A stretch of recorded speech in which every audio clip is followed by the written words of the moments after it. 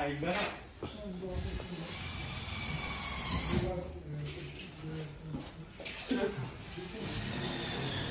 Ia vezi, mai putea să faci un buzunar.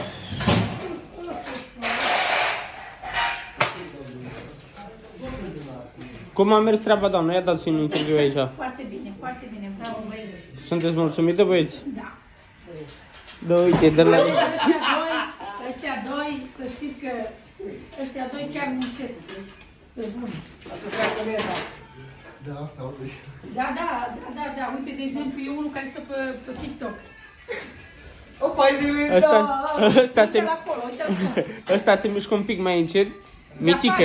Face, nu? Mai încet da, face. Ce vrei? Mai încet face el, da. Ia uite, unul doarme. Ia uite.